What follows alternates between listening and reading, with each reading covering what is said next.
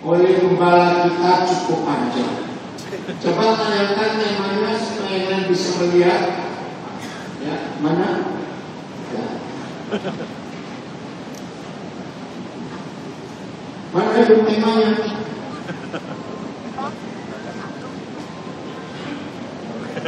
Iya, ini. Baca sama-sama. 1, 2, 3. Menaklukkan diri. Ulang-ulang santai. 1, 2, 3. Menaklukkan diri untuk kepada hati. Nah, ini kepanjangan. Saya akan singkat. Setan nggak bisa jongkok. Di sini sudah. Setan itu nggak bisa jongkok. Pasti sudah bingung mendengarnya. Berapa banyak tahun yang lalu, ketika banyak pergumulan dalam gereja Tuhan, pergumulan dalam hidup anak-anak Tuhan, seringkali kita nyalakan setan kalau ada hal-hal yang baik terjadi dalam hidup kita. Berapa banyak di antara kita, aku ini sakit gara-gara setan. Salah. 90% orang sakit karena mulutnya ngakus. Nyalakan setan lah. Oh enggak ambil. Betul tidak? Asam lambung terlalu tinggi, jangan nyalakan setan. Karena sudah stres, nggak percaya Tuhan. Tekanan darah naik turun nggak normal karena mata duitan. Lu serius? Orang yang mata duitan itu nggak perlu ke klinik, nggak perlu beli alat, nggak perlu ke dokter untuk tensi darah, cek saldo. Orang yang mata duitan, saldo tinggi, tekanan darah normal. Saldo kurang, tekanan darah naik. Pasti pernah ngalamin semuanya itu. Nah, jadi setan itu gak usah disalahkan, dari dulu memang sudah salah. Jadi kalau saudara sibuk nyalakan setan, buang-buang waktu. Setuju? Semua masalah yang terjadi di hidup kita karena kita tidak mau menaklukkan diri. Saudara, ini perkara serius. Orang rajin doa puasa, orang rajin pelayanan, orang rajin doa pagi, rajin doa siang, rajin doa sore, rajin doa malam. Bagus tidak? Bagus. Tidak kerja namanya doa terus. Nah, itu ketahuan malesnya itu. Apalagi yang punya utang, langsung sembunyi di menara doa, HP dimatiin. Itu buat aja, saudara. Yang mau nagih dari mana? Banyak konsep yang salah dalam kehidupan kita karena kita menganggap Tuhan sebagai pribadi yang bisa diajak transaksi. Setuju saya ngomongin? Ya. Ketika kita tidak menempatkan diri kita takluk dan tunduk di hadapan Tuhan, maka konsep transaksional akan terjadi dalam gereja Tuhan. Dengan konsep asal aku sudah mau beli, asal aku sudah aktif pelayanan, asal aku sudah ikut doa. Nah, ini nyuap Tuhan.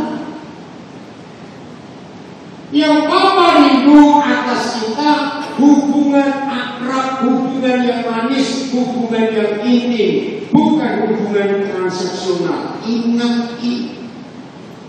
Jangan pernah coba-coba memberi sesuatu kepada dia kalau kita harap balik, awas.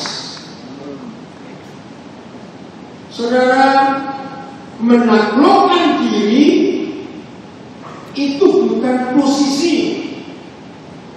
Artinya orang itu suka sujud, suka berlutut, otomatis gak hatinya berlutut juga? Lu jawab, tidak, begini-begini, bukan. Fisik boleh menaklukkan diri, fisik boleh sujud, boleh nyembah, boleh berlutut, belum tentu hatinya, betul atau tidak? Betul. Maka itu Bapa di surga tidak pernah menilai kita waktu kita di tempat seperti ini. ini. Pasti kaget yang berulang. Karena di tempat ibadah seperti ini belum tentu semua kita beribadah.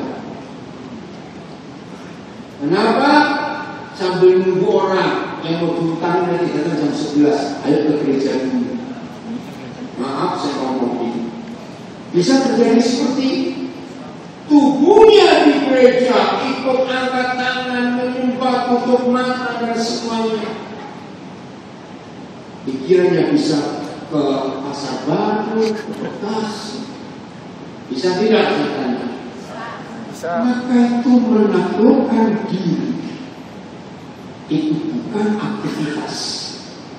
Menaklukkan diri bukan posisi dan sikap tubuh. Menaklukkan diri, mengapa diberi tema butuh kerendahan hati. Karena Tuhan akan melihat hati kita, bukan fisik kita. Dengan kata lain, Tuhan tidak bisa kita bohongin dengan ritual kita. Katakan amin. Tuhan tidak bisa kita suap dengan aktivitas rohani kita. Tidak. Hati kita itu tempat yang paling rahasia. Sehingga suami kita nggak tahu, istri kita nggak tahu, orang tua kita nggak tahu, anak kita nggak tahu, sahabat baik pun tidak tahu. Hati hanya ada dua pribadi yang sangat tahu. Pertama adalah diri kita sendiri, kedua adalah Tuhan. Maka itu sampai hari ini tidak ada hakim yang bisa adil dalam memutuskan hukum atau perkara. Karena tidak ada manusia bisa membaca hati orang lain. Seandainya Tuhan memberikan hak kepada hakim dan jaksa untuk bisa baca hati orang, maka semua peradilan di dunia cukup sekali langsung putus.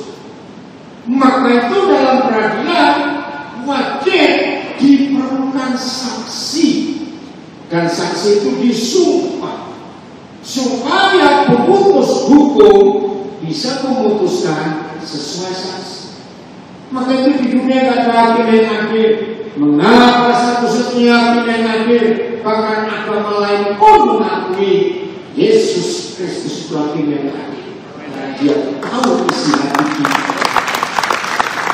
Maka itu jangan coba-coba menyuap Tuhan dengan uang kita, harta kita, dengan doa kita, dengan puasa kita, dan semua jenis aktivitas orang kita. Tidak bisa. Dia tembus sampai ke hati. Dan menaklukkan diri.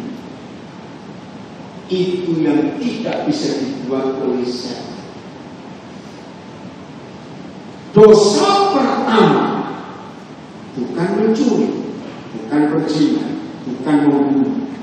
Dosa pertama yang tercatat di Alkitab itu sombong. Itu dosa pertama. Sehingga kita bisa punya istilah neneknya dosa itu sombong. Saya tanya kepada saudara, adakah manusia di dunia yang ada yang sombong? Semua kita sejak masih dalam perut mama sudah punya dosa warisan. Sombong itu gak ada kampusnya, gak ada kuliahnya. Katakan amin. Amin. Sombong itu otomatis. Maka itu hati-hati dengan ini.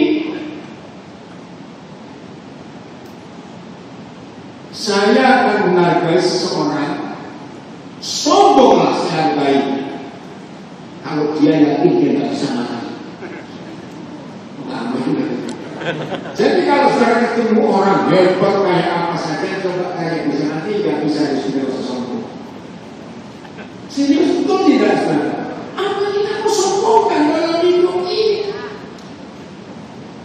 Kucing itu jauh lebih hebat dari kita. Dalam hal apa? Mereka berbulu, tidak mandi, tidak bawa. Kita ini juga berbulu, mandi pakai parfum, tutup. Betul? Apa kita mau sombongkan dengan itu? Apa yang kita sekali dengan yang maaf? Semua lubang jangan tersinggung. Ya saya ingin ngomong yang jelek-jelek dulu bagian depan ini supaya sombong-sombong itu bertobat ke Tuhan. Semua lubang di hidup kita, dari lubang pori-pori di kepala kita, pori-pori di kulit kita, semua lubang mata, lubang telinga, lubang hidung, lubang mulut, lubang yang gimana saja, keluarnya keluar duit lumayan. Cepat keluar apa di semua lubang hidup kita ini loh? Kotoran.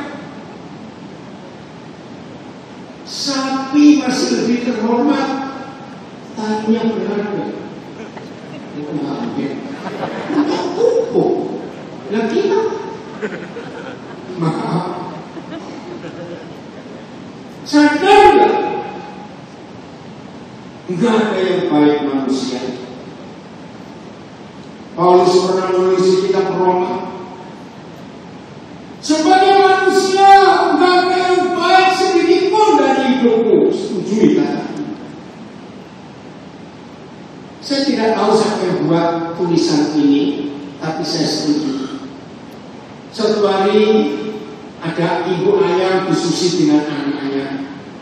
Lalu anak-anak ayam ngomong kepada mamanya, "Ma, enaknya jadi manusia itu bisa naik pesawat, bisa ini, bisa itu." Nah, enak jadi kita ayam daripada jadi manusia. Mama ini pasti salah. Oh, mama beritahu, manusia sekeren apa, setinggi apa pangkatnya, segagah apa, secantik apa, secakap apa, begitu mati ganti nama Maya. Kalau kita mati dulu, ayam penyet, ayam kalasan, ayam berderet, ayam Kentucky. Setuju? Betul tidak? Saya nggak tahu siapa yang buat tulisan itu, tapi betul.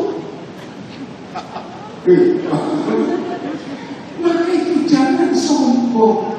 Ada lebih keren dari kita. Hebat ya? Coba membuktikan jangan sombong. Bawa aja sombong. Ini fakta dalam hidup. Maka itu satu-satunya hak, bukan dua, bukan tiga, satu-satunya hak yang membuat Yesus menang.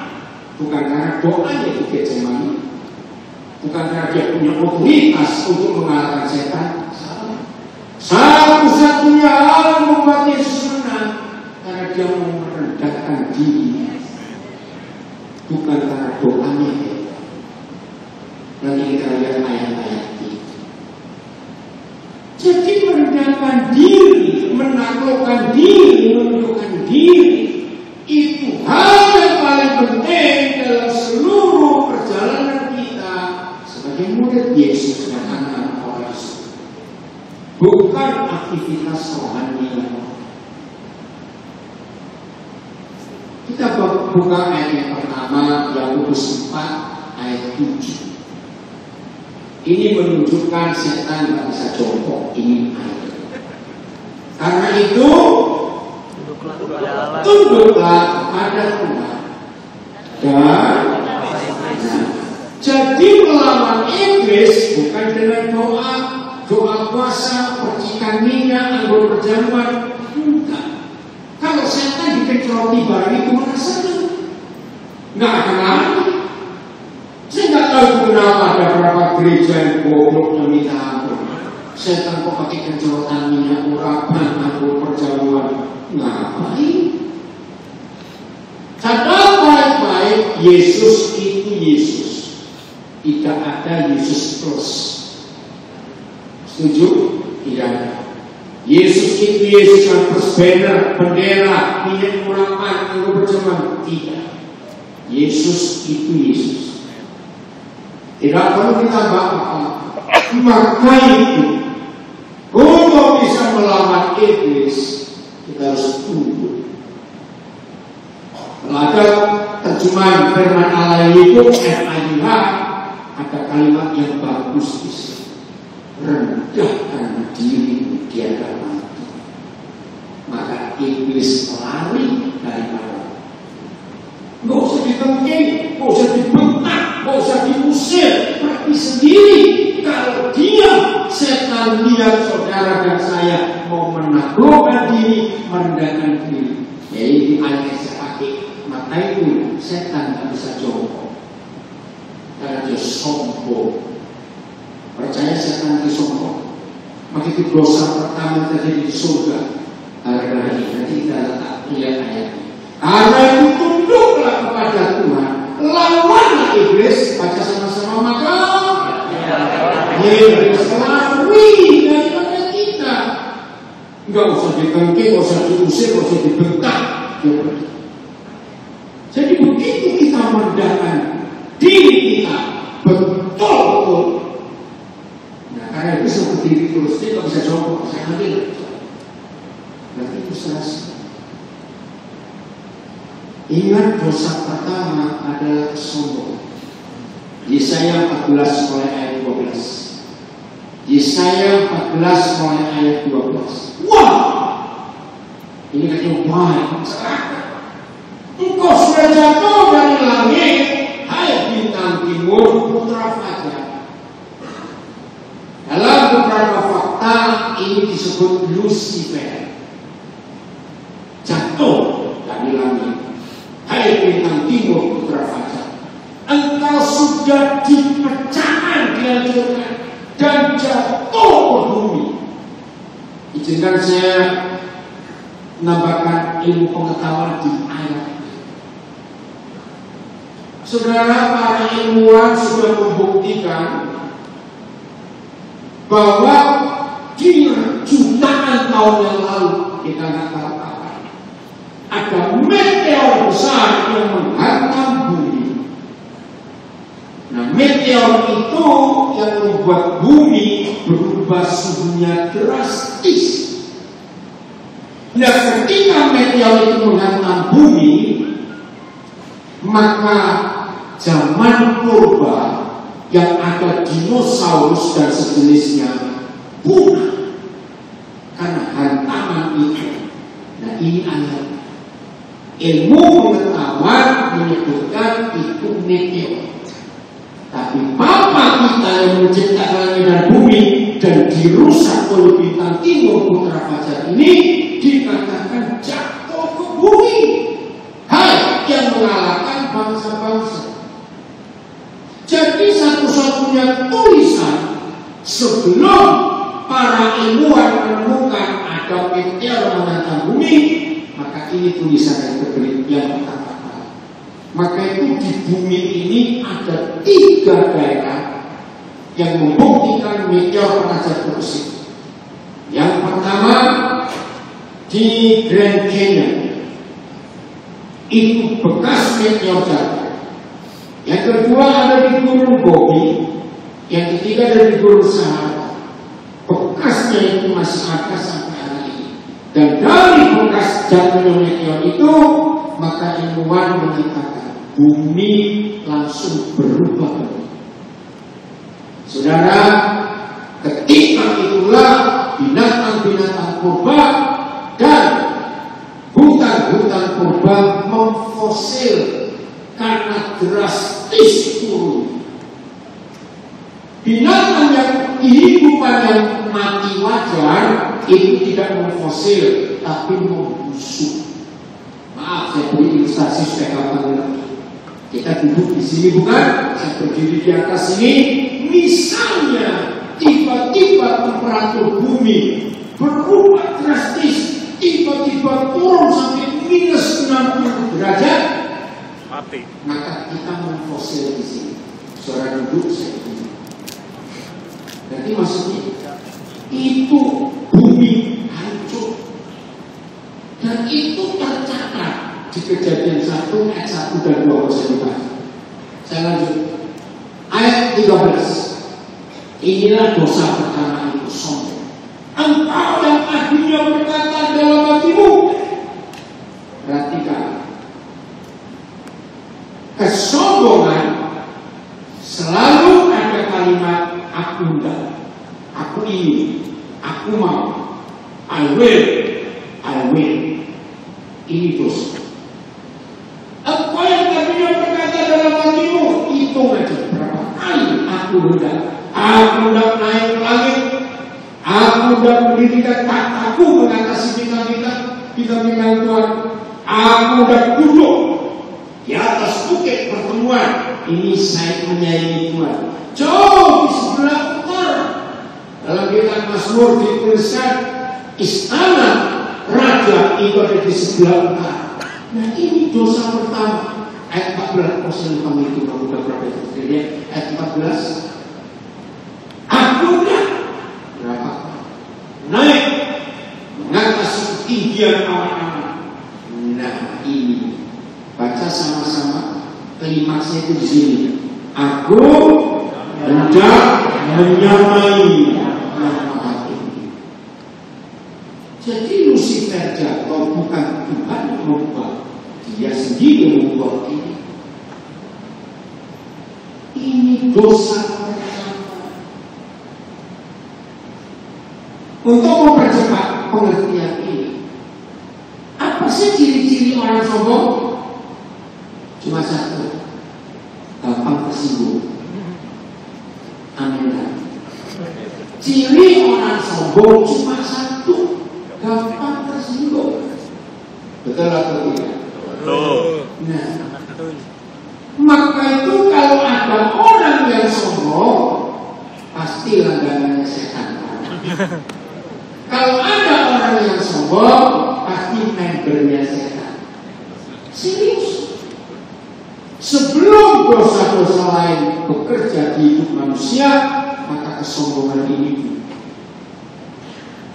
Nah, dari Yesaya 14 ini kita menemukan ngeri kesombongan. Suami istri yang suka ribut, suami istri yang rajin bertengkar adalah banyak. Pasti sombong. Betul? Suami istri yang rendah hati gak akan cepat menyala. Betul? Suami istri yang angkuh, yang arogan, yang sombong. Istri kecil-kecil kelilipan, satu tersinggung. Bisa nggak itu terjadi?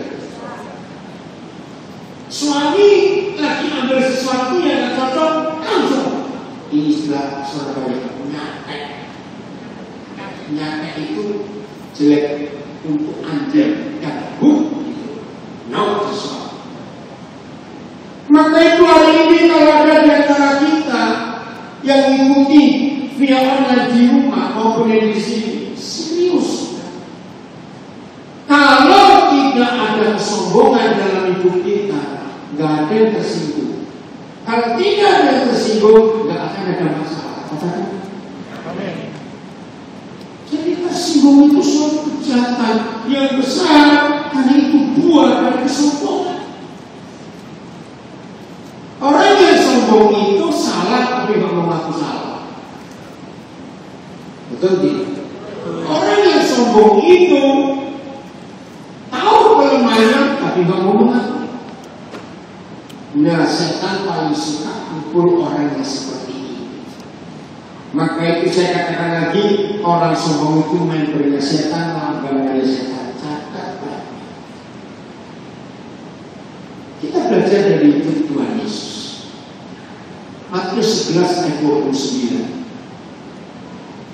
Pelajaran dari Tuhan Yesus cuma 2 soal. Kalau cuma 2 soal itu sedikit atau banyak? Gitu sekali. Nah, sekolahnya Tuhan Yesus, kampusnya Tuhan Yesus itu sejak didirikan berapa ribu tahun yang lalu sampai hari ini, bahkan sampai nanti dia datang kembali, ujiannya nggak pernah ganti, cukup 2 soal ini. Saya tanya kepada saudara, kalau kita mahasiswa lalu kuliah ujiannya cuma 2 soal. Harusnya lulus cuma 2 soal. Dan lebih hebatnya lagi, soalnya nggak pernah ganti sejak sekolah ini dibuka di 2 tahun yang lalu. Dan hebatnya lagi, ujiannya bisa nyontek, bisa dikerjakan di rumah 2 bulan, ada yang ngawasi. Ujiannya gampang. Pikul laku yang kupasang dan belajar pada Yesus. Berapa soal? 1, karena aku lemahku. Karena aku mulai beda. Dan soal kedua, cuma 2 ini sudah. Maka itu kalau ada mahasiswa kuliah di kampus yang unik ini, soalnya dari dulu sama nggak pernah ganti, cuma 2 soalnya, ujiannya nggak pernah ditungguin, silakan nyontek. Lalu mahasiswa nggak terus yang salah itu siapa?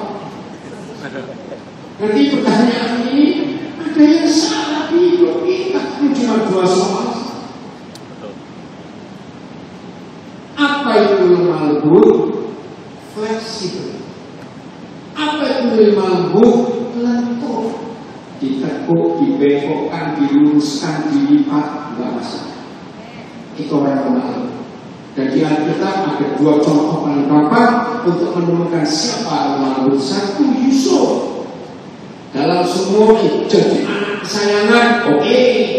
Masuk sumur, nggak masalah. Jadi budak terserah Tuhan. Disayangi Potifar, wah luar biasa. Tante saya masalah, masuk penjara, dia oke, belum betul nggak? Yusuf itu orang yang lembut. Lemah lembut itu air. Air itu nggak pernah melawan keadaan, setuju? Masukkan botol ya jadi botol, masukkan ember ya kayak ember. Dia tuh tidak cepat mikir sudah. Maka itu orang yang kaku, itu cepat stres dan cepat mati. Karena aku nggak bisa. Berbahagialah saudara dan saya kalau lulus pelajaran. Lemah lembut, nggak stres, nggak kaku, nggak depresi. Itulah air. Contoh kedua itu Maria. Luar biasa Maria itu lemah lembutnya. Jadi gadis yang aman-aman gak apa-apa, sudah punya calon suami yang hebat. Tiba-tiba papa minta ambil sebelum nikah. Tidak mungkin.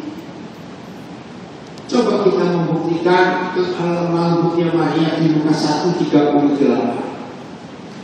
Setelah kita belajar firman hari ini, temanya luar biasa menaklukkan diri, butuh kerendahan. Kata Maria, sama-sama. 1, 2, 3. Sesungguhnya ini adalah hamba Tuhan. Jadilah padaku menurut perkataanmu itu. Lalu mereka ketinggian dia. Kita bongkar. Ngomongnya enteng nggak? Saya tanya, ngomongnya enteng nggak? Prakteknya mati. Bukan dilemahin bapak. 1. Tapi kok enak lagunya? Sesungguhnya ini adalah hamba Yahweh. Jadilah padaku berperkataanmu. Jadi orang yang lemah lembut selalu berkata, jadilah kehendakmu. Dan itu yang dikerjakan Tuhan Yesus waktu di taman Getsemani. Hanya untuk berkata, bukan kehendakmu. Itu nggak langsung loh saudara. Biarlah kehendakmu jadi enggak. Itu kan bahasa tulisan. Tapi dalam praktek, jadilah kehendakmu. Wah, dia berkumpul saudara. Sampai keringatnya campur darah. Setelah dia kesayangan, baru dia berkata, jadilah kehendakmu. Itu lemah lembutnya Tuhan Yesus. Dan seperti itu kita harus sampai punya gelar lemah lembut. Satu kali Roh Kudus saya berdua, kalimat terakhir itu, jadi Daniel, ditulis lalu malaikat itu meninggalkan dia. Saya bilang nggak perlu. Loh kenapa? Karena Gabriel pasti masih punya kerjaan yang lain, dan Gabriel nggak mungkin menghubungi Maria hamil sampai melahirkan. Maka itu saya tanya, nggak perlu. Nah, terus tanya balik, kenapa harus ditulis lalu malaikat itu meninggalkan dia? Saudara, saya percaya nggak ada kampus teologi manapun bisa menjawab, dan nggak ada buku tafsir Alkitab siapa tahu pun bisa menjawab. Hanya Roh Kudus menjawab. Ini jawabannya. Ternyata Gabriel itu mikir, kalau dia jadi Maria dan disuruh hamil sebelum nikah, dia mikir. Maka itu setelah Gabriel mendengar jawaban Maria, dia mikir, lebih baik aku pergi justru dia berpikir. Serius. Maka itu perlu ditulis lalu malaikat itu meninggalkan dia. Kalau nggak, ngapain ditulis? Keren ya? Maka dari ayat ini kita menemukan sebuah arti. Ternyata kata Maria itu taat sampai mati. Maka itu kalau ada orang berani pakai nama Maria tapi dia nama biasa, kalau dia Mario, nama itu,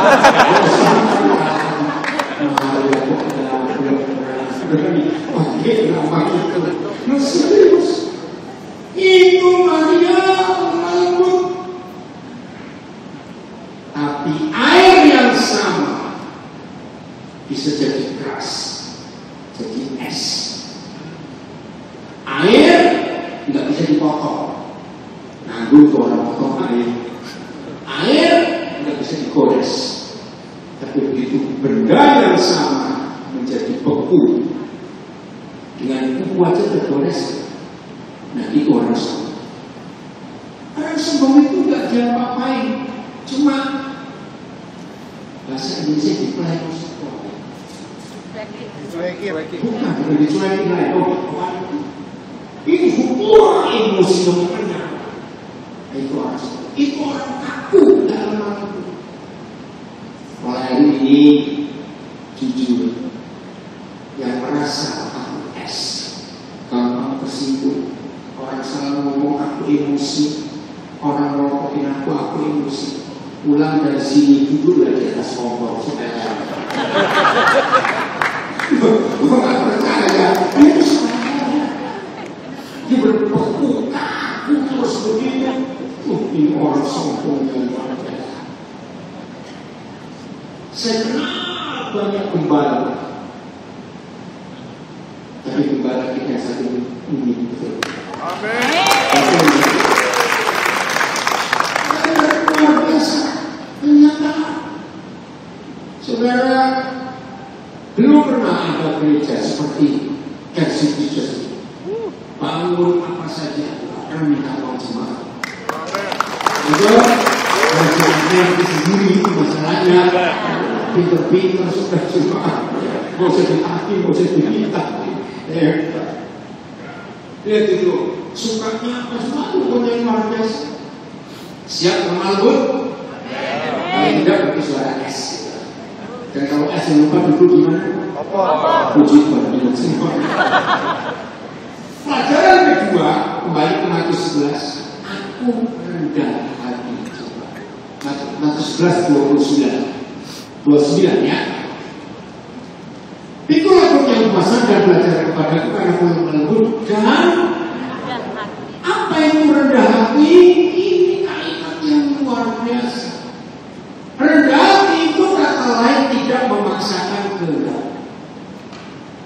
Hasilnya kalau kita lulus 2 mata kuliah, 2 mata ujian ini, lulus normal, lulus rendah hati, lihat kalimat berikut dan baca dan jiwamu akan mendapat ketenangan, artinya tidak stres. Saya pakai ayat ini untuk menolong sahabat-sahabat saya, para gembala, pendeta, penginjil, hamba Tuhan. Kalau mereka melayani Tuhan sampai stres, maka bukan pikulan Yesus yang mereka pikul, tapi pikulan mertua. Itu berat. Belum benar, beban Yesus itu ringan, pokoknya itu enak. Beban organisasi dari sinode itu berat. Kenapa kasih itu bisa seperti ini? Karena saya tahu sinodenya sama dengan saya, Gereja Pergerakan Kristus. Sinodenya ada di Bandung, nggak pernah ngurusin cabang-cabangnya, nggak pernah nagih uang, nggak pernah. Begitu barusan nggak stres, karena ada beban sumur. Luar biasa sinode ini. Nah, yang sedang ada sinode datang saya kenal. Nggak ada rapat-rapat sinode benar. Betul, enak sekali gereja ini. Jadi kalau ada orang berkata, aku hamba Tuhan, aku melayani Tuhan, tapi stres, kok salah pikul, gitu saja. Karena pikulan Yesus itu luar biasa. Siap? Rendah hati? Amin, amin. Enggak memaksakan kehendak, saya beritahu saudara. 12 murid Yesus itu rata-rata karakternya bagus atau tidak bagus? Jawab coba, bagus atau tidak bagus? Tidak bagus. Bagus. Apalagi yang 3 itu. Sama-sama. Yudas. Terus Yudas. Terus Thomas. Dari 12 murid, kalau Tuhan Yesus tidak memberitahu pelajaran ini, lemah lembut berarti, maka 4 Injil isinya begini. Maka jengkel Yesus dan Petrus semua dengan Yudas marah diberhenti. Betul nggak? Arti begini isinya Pak Injil. Nanti 12 bengkok semua yang 3 lebih bengkok. Nah, saya tanya kepada saudara, apakah pelajaran yang Tuhan Yesus sampaikan kepada 12 murid ini beda untuk yang 9 dan untuk yang 3? Tidak. Nah, ini masalah. Dari fakta ini saya sebagai hamba Tuhan dan saya beritahu teman-teman saya yang lain, jangan sombong. Yesus sendiri yang ajar. Ingat sekolahnya Tuhan Yesus pernah libur? Katanya sekolahnya Yesus pernah libur? Tidak. Sabar saja masih buka, makin imam-imam marah. Kamu tidak mau mengajari sabar. Betul? Sekolahnya Tuhan Yesus tidak pernah libur. Nomor 2. Tuhan Yesus pernah ganti guru nggak? Dia sakit perut, sakit kepala, terus minta libur dulu saja. Bayangkan, diajar sendiri full 7 hari seminggu, 24 jam sehari. Masih ada yang bengkok 3, dan yang 3 malah 1 bunuh diri lagi. Bayangkan, mau sombong apa kita? Betul, mau sombong apa? Yesus seperti itu. Maka itu 2 soal ujian ini luar biasa kalau kita lulus. Orang yang suka tersinggung dan sombong, gak usah doa kalau pasar, jangan salah. Umumkan, singgunglah orang itu terus-terusan. Dia jadi kepala. Jadi orang suka tersinggung dan jangan disayang-sayang, bahaya. Umumkan supaya semua orang tahu. Setuju? Nah, itu harus tersinggung. Kan itu cara membuat dia rendah hati. Oke? Filipi 2 mulai 6. Kita akan melihat berapa tingkat ke bawah rendah hatinya Tuhan Yesus. Saya ulangi, kita akan melihat berapa tingkat ke bawah, bukan tingkat ke atas. Jadi minus berapa kita akan hitung. 1. Yang walaupun dalam rupa Tuhan, terjemahannya berapa? Yang walaupun dia itu Tuhan pencipta alam semesta. Hebat.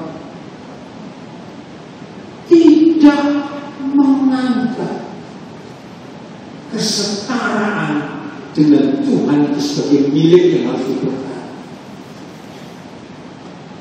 Ini luar biasa.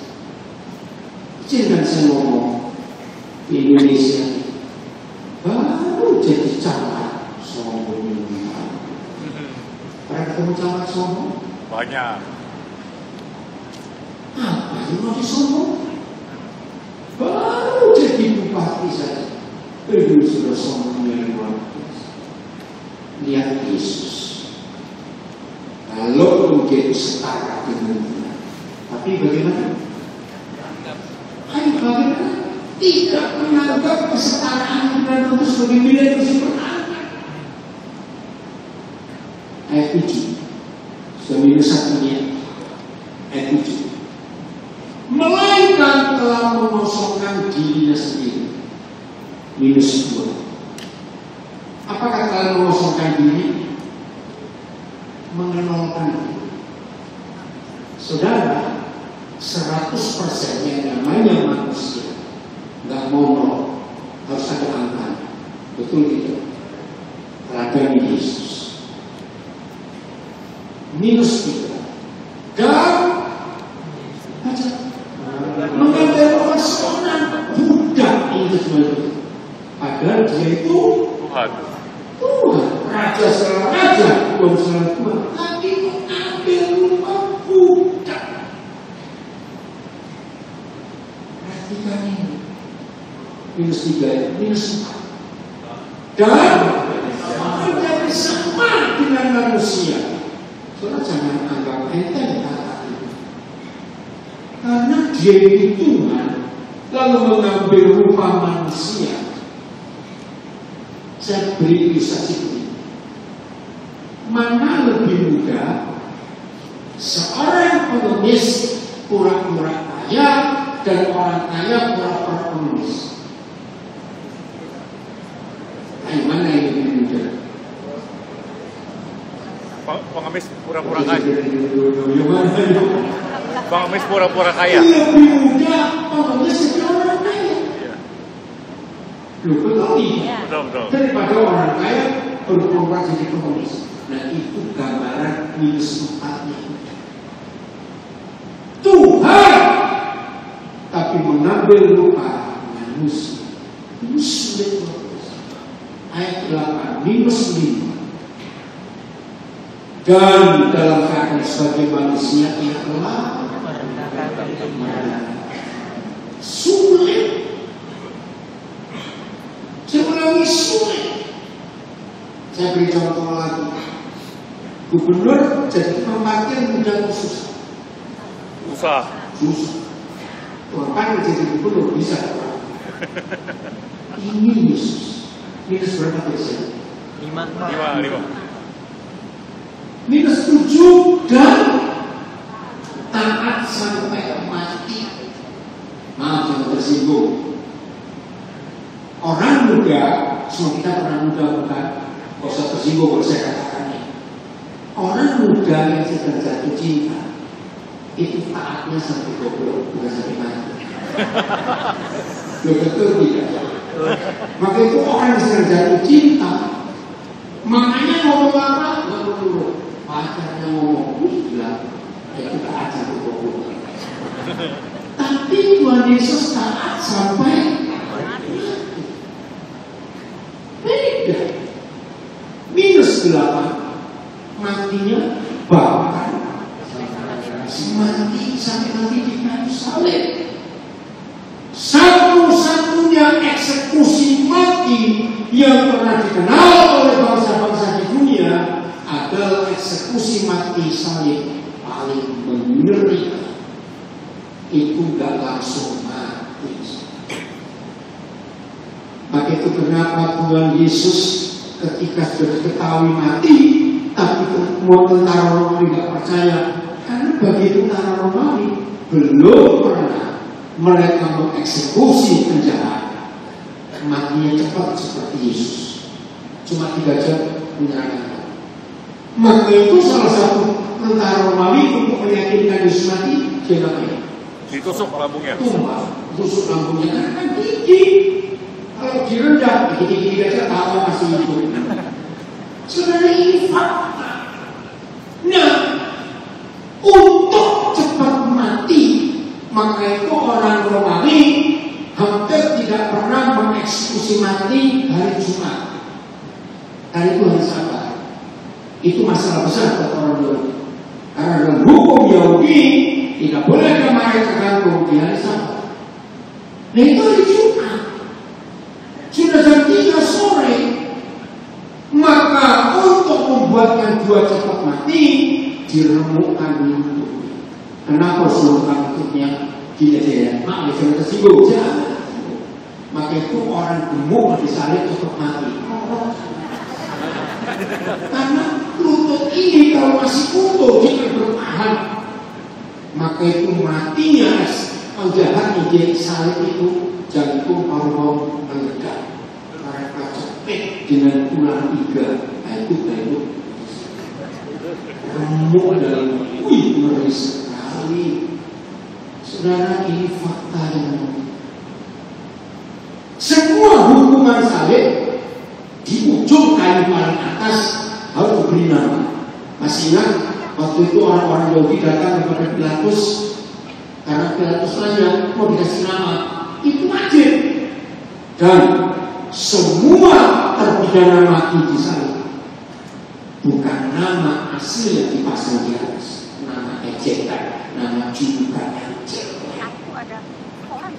Jadi ketika kalau begitu Pilatus setuju karena orang-orang Yahudi minta inilah Raja Yesus Kristus Raja orang Yahudi.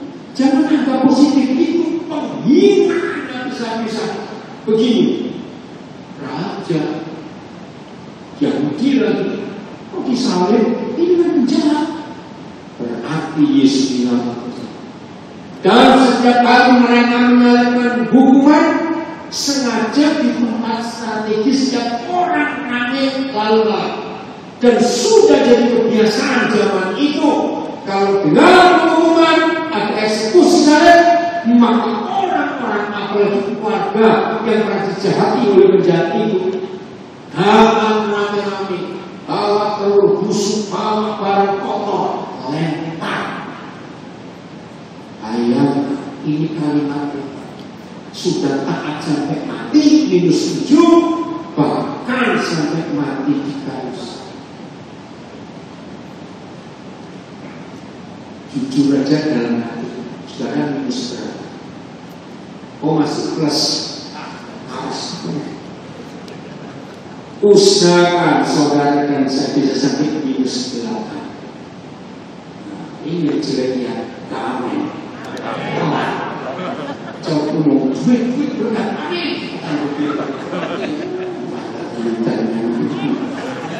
Sebenarnya jujur pada diri sendiri. Kita sudah minus berapa?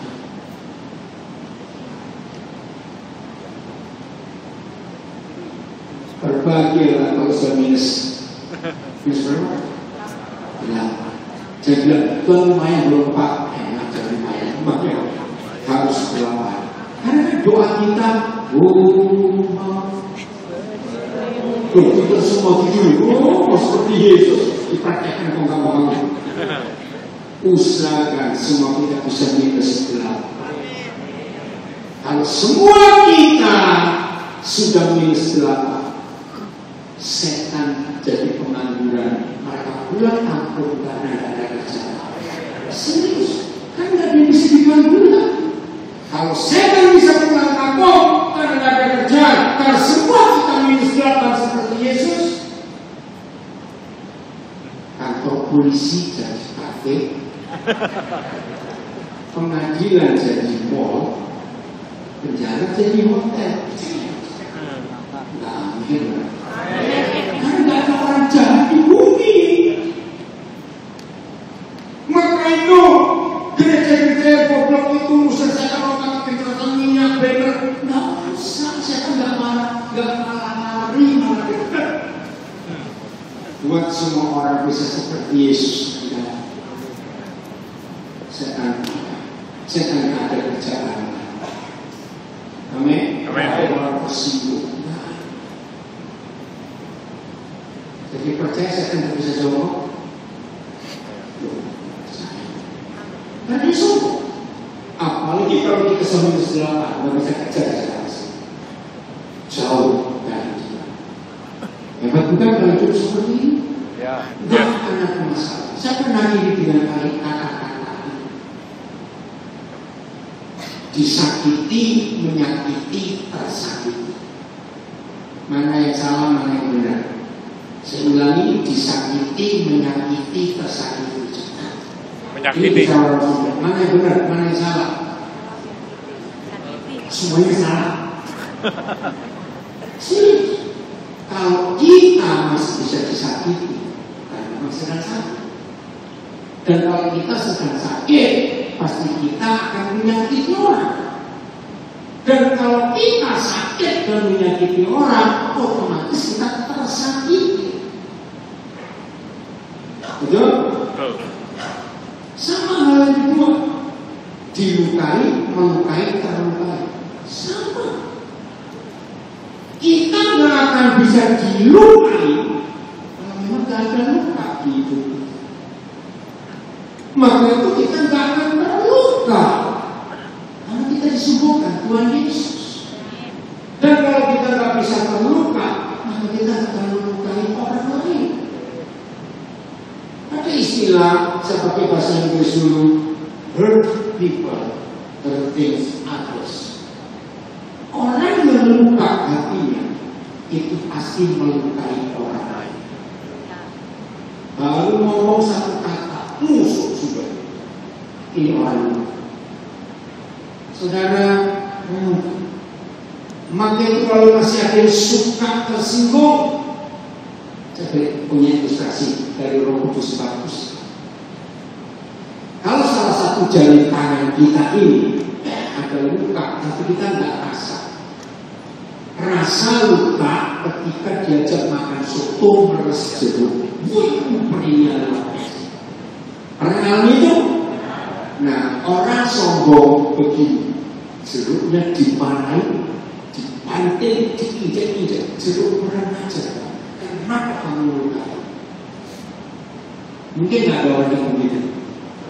Nggak mungkin seharusnya, tapi banyak.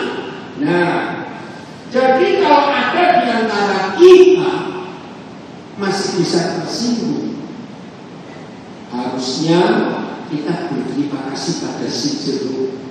Kenapa berterima kasih? Karena jeruk memberitahu ada luka di jari. Amin. Maka itu kalau ada orang menyinggung saudara dan saudara tersinggung, dekati peluk aja makan. Terima kasih kepada kami. Cuma satu Amin. Kalau jari kita nggak ada luka, meres jeruk 1 kilo rasa perih nggak? Nah, pegel kenapa? Itu 1 kilo bersih tangan. Dia tidak ilustrasi. Maka itu saya kembalikan kepada suami istri yang suka tipu. Biasanya orang yang tersinggung ini kalau disalahkan nggak ngaku salah, pada dia salah, kalau menyalahkan yang menyalahkan. Orang gini bikin tindakan keraguan aja kumpul tindakan. Karena kalau kumpul orang bikin masalah terus, karena semua orang itu salah dan begitu. Maka kalau kita bisa menundukkan diri, butuh kerendahan hati. Surga turun ke bumi. Amin. Bumi yang sudah di surga, penjara kosong. Amin. Fungsi jadi santai, setan tidak ada kerjaan. Dan memberkati kita semuanya. Ingat-ingat minus 8.